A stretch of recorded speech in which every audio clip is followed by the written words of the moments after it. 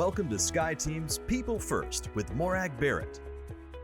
Welcome to this week's episode of People First. And this week, my guest is my friend at work, Mary Olson-Menzel. Mary has over 30 years of leadership across media, tech, healthcare, and many other industries globally.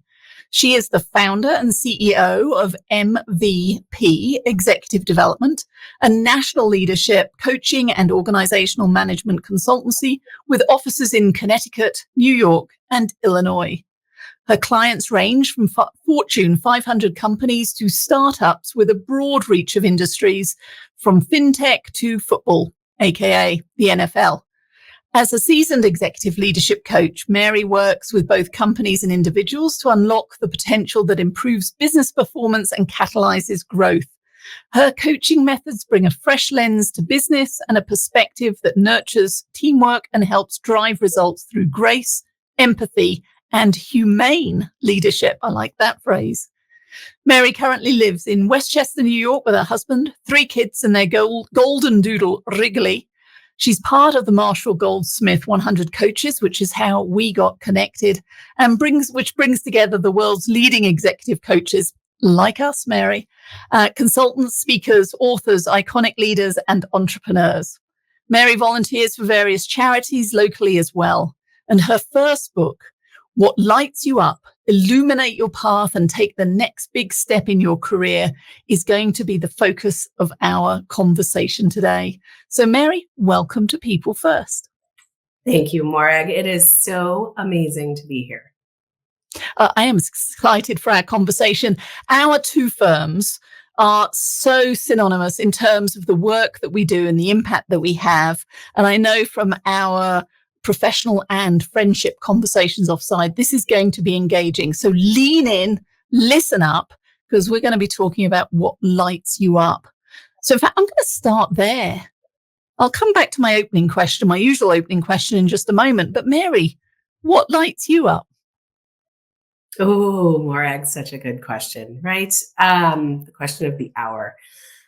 Really helping people is what lights me up. And that is the whole impetus for the book, to help people realize their own greatness and to understand that they too can do what they love. So what lights me up is my work quite a bit, my friendships, my family, and a million other things like hiking and yoga and traveling and all that good stuff. And now I'm really lit up by going through the process of publishing this book.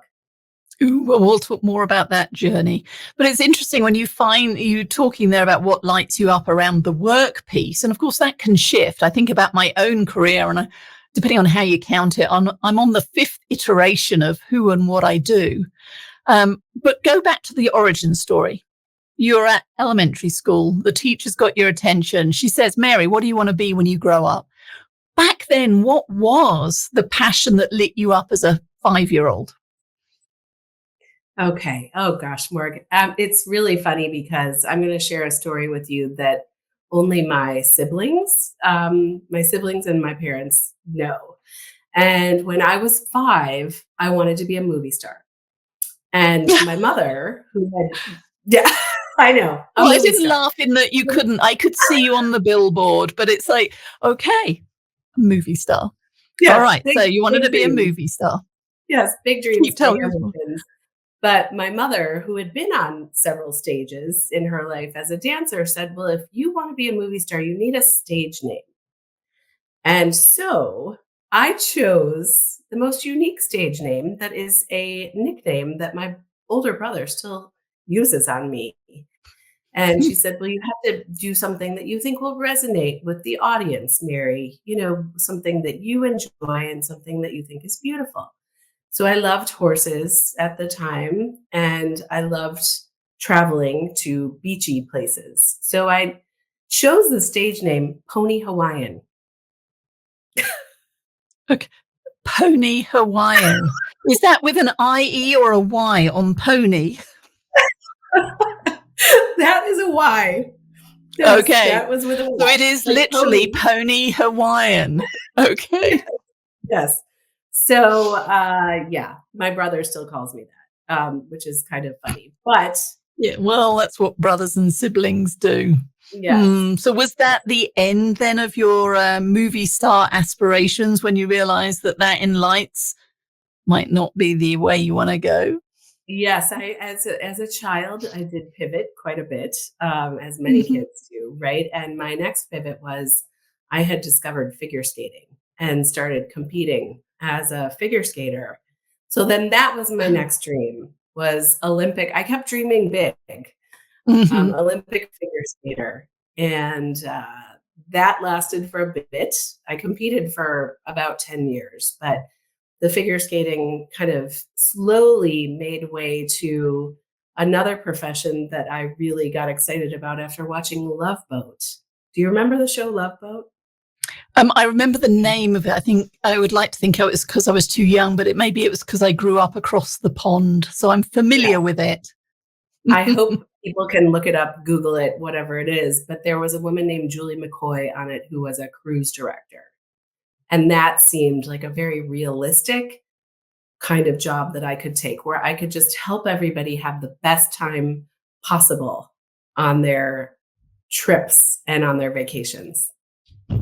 Wow, so many twists and turns. And that's actually a theme of your book, What Lights You Up, Illuminate Your Path and Take the Next Big Step in Your Career. Because I certainly know when I was back at high school, when I was going to be, and I was an aspiring engineer at that time, that was after I wanted to be a policewoman and after the long distance truck driver phases that I'd gone through. But I was studying to be an engineer, or was planning to study engineering at university, ended up going into finance, leaving finance and going into leadership and executive development and pivoting from there. So I'm curious in that, as you think about what lights you up, what was the inspiration then for the book and why now? Yes, yes. So why now is really to be able to give people hope, right? A lot of people, there's been such a sea change in the way that we do business and how we do business and where we do business. And what I have seen through my many years of working in corporate America and then working on the consulting side is that truly the people who are excited about their jobs, the people who are truly lit up by what they do are the ones who get hired faster. They're the ones who get promoted faster. And by the way, they have this wonderful byproduct of just being happier with their life in general. So I've always been driven by what it is that makes people tick and also what it is that makes people happy. And watching as an executive recruiter, as an executive coach, what that secret sauce was or what that, it quality or that charisma was, it was just this inner light that was truly coming from each person's being when they were doing what they loved. And so I created about 10 years ago a methodology to help people pivot into whatever that new job may be for them, to help them pivot into jobs that make them happier. And did this methodology, took many, many people, hundreds of executives and mid-level career people through it with much success. And then somebody suggested, write this book, help people who can't necessarily afford to hire a coach. Get this out there into the world. And so the book is based on my proven methodology around being able to pivot into something that makes you happier. I love that because reading it, and I was lucky enough to get an advanced copy of the book. It's very accessible. It's a quick read, but so pragmatic. And it seems to me it's not just for those who may be entering the workforce. It's for those of us who are mid or even late stage career who are thinking about, as you said, either moving from engineering into finance or maybe looking to move from a director level to a vice president level, either within a company or maybe a pivot to a different brand or logo. There's going to be something for everybody in here. And one of the things that resonated was the number of real world stories that you have in here that bring the concepts to life. And you start with talking about your parents and watching their light essentially go out as career changes were forced on them. But I'm thinking about the light on stories. Which of the stories are top of mind for you right now? Which ones did you enjoy sharing in the book? Gosh, there's so many. And I have to say, a huge shout out to all of my clients because they're the ones that inspire me on a daily basis, truly. But there are a few that really, really resonate. And there was one about Michael, who was a very successful publisher in New York City, who woke up on his 50th birthday and was just searching for more meaning.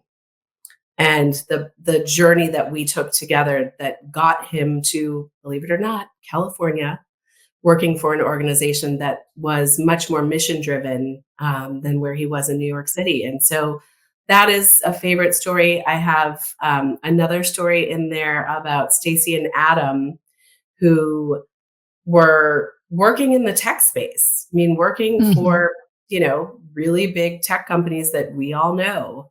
And Adam had a dream about becoming a winemaker. And with sheer passion and hard work and really, a intentional direction, they were able to make it happen. And now they have their own winery in Napa Valley. So those are two of my favorite stories. So as people are listening to this, and I'm thinking about even the title, What Lights You Up, how would I know if my light is dimmed or worst case, my light is out? What are some of the symptoms? Oh, yeah, you feel it, right? I mean, it's the first thing that I would get, the first piece of advice I would give to anyone is tap into listening to that inner voice, listening to the voice that tells you this feels right, or maybe this doesn't feel right. And, we've all been there. Many of us have been there. At least I know you and I have been there in our career pivots where we've been in a situation where we're not so excited to get up and go to work every day. And that is what I don't want for anyone. I want people to be excited to go to work and embrace their life and their jobs with all the vigor that they can. And so listening to that inner voice and checking in with yourself to just make sure that that actual happiness factor is there. And then if it's not, starting to do some soul searching and getting very clear on what do you want then? If not this, what does happiness or what does light being lit up look like for you? Because that's very different for you and me and, every single person, because we're all individuals and we all have our own specific wants, needs, and desires, not only based on who we are, but based on the time of life that we're in. And what I like about that is and I can remember throughout my career, that dreaded question. I mean, I just hated the question, where do you see yourself in 5 years' time?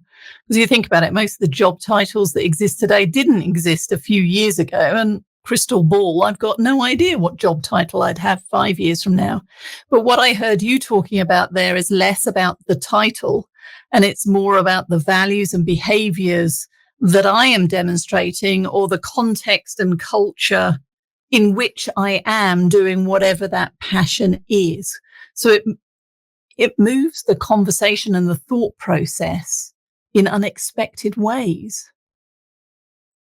It does. It really does. And that's part of the beauty of the journey, is as you embark on the soul searching and the deep, introspection that it takes to figure out what it is that might be lighting you up next, you don't know where it will unfold to, right? Until you start having conversations and doing some of the work. And what this book does is it actually helps you go through every single exercise to not only tap into what it is that lights you up, but then how do you get there?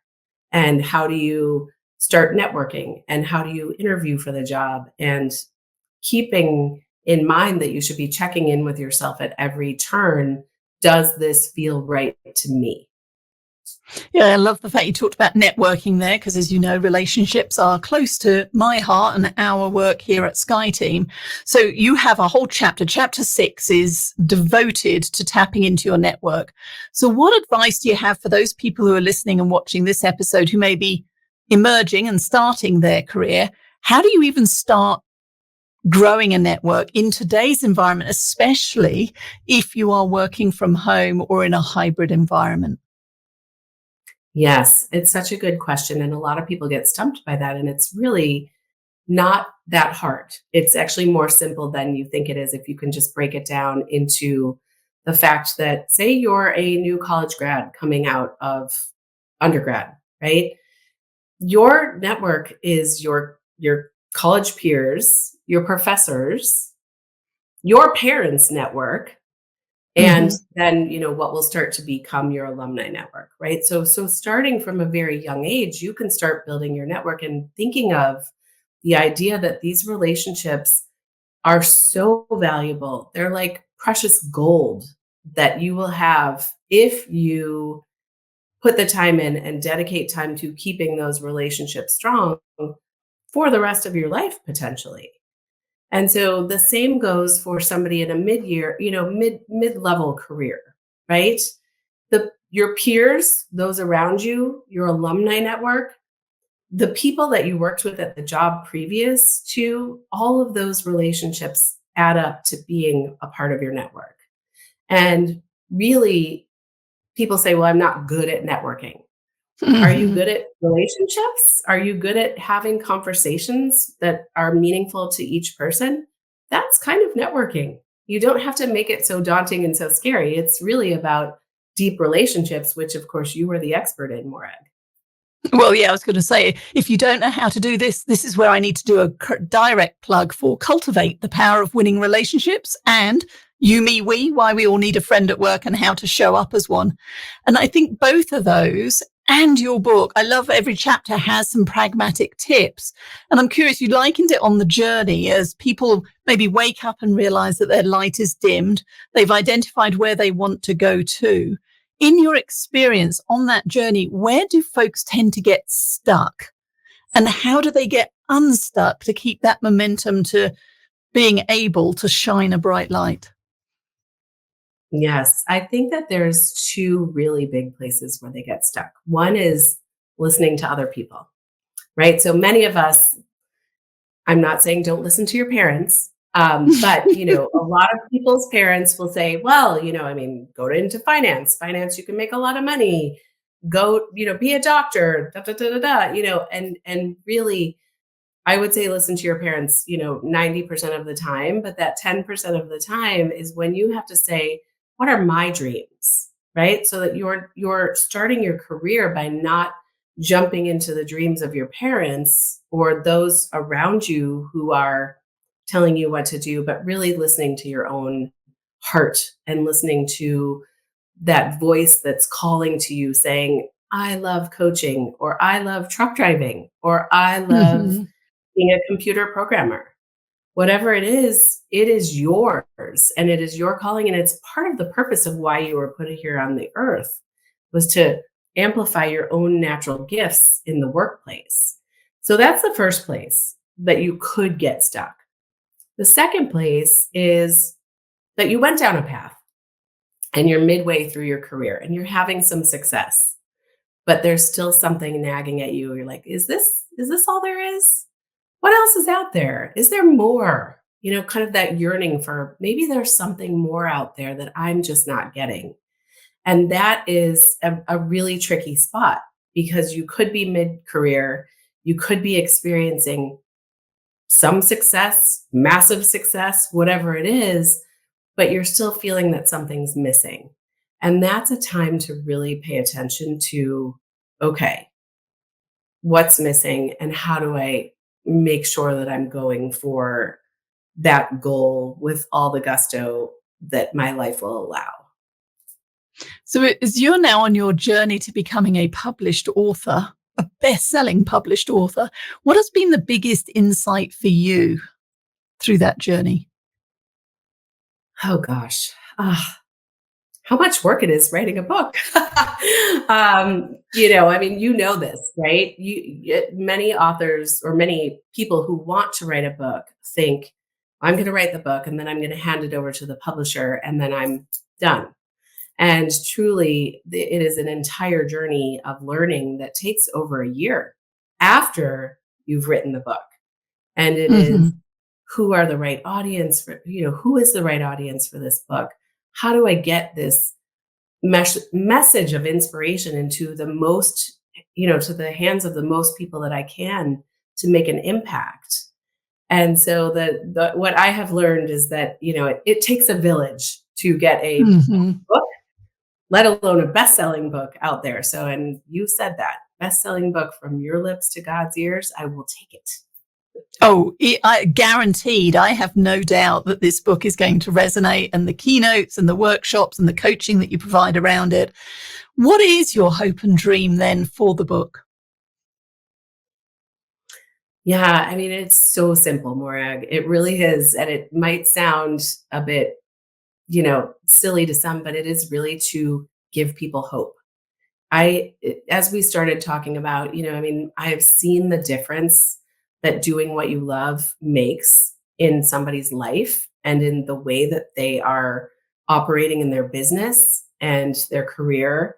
And to me, that's just the most joyous thing you can have, is a job that you love, which then will spill over and permeate into all the other areas of your life. So, we're in a big year. We've got a lot of elections happening, not just in the US, but across the globe. And I hope that this book literally will give people hope that they can control their little piece of the world and find contentment and satisfaction in the work that they do. Okay, thank you. You're listening to People First with Morag Barrett. My guest this week was Mary Olson-Menzel, founder and CEO of MVP Executive Development and the best-selling author of What Lights You Up, Illuminate Your Path, and Take the Next Big Step in Your Career.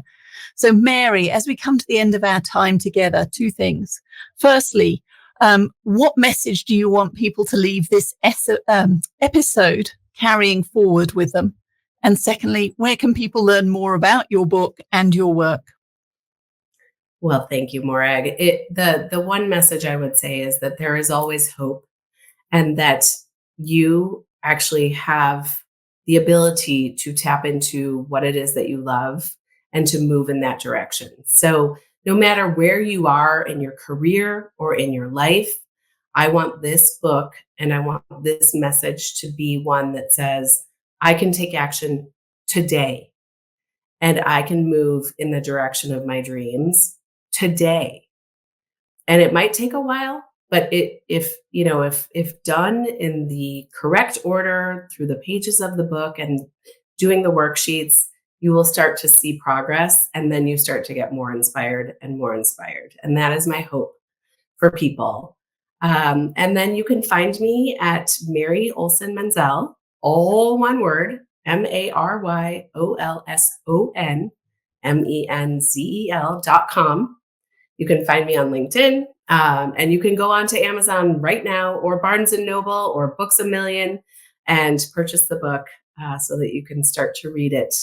We have worksheets that will be with people who are purchasing in the pre-sales part, so that you can dig in and start doing some fun work even before the book gets to your doorstep. So thank you so much. Love it all. Mary, thank you so much for coming and sharing some of those insights with us this week. Wishing you ongoing success, and I can't wait for our next happy hour get together. Me too. Thank you so much, Morgan. It was so much fun to be here. Thank you so much for joining Morag today. If you enjoyed the show, please like and subscribe so you don't miss a thing. If you learned something worth sharing, share it. Cultivate your relationships today when you don't need anything before you need something. Be sure to follow Sky Team and Morag on LinkedIn, Facebook, Twitter, and Instagram. And if you have any ideas about topics we should tackle, interviews we should do, or if you yourself would like to be on the show, drop us a line at info@skyteam.com. That's SKYE team.com. Thanks again for joining us today, and remember, Business is personal and relationships matter. We are your allies.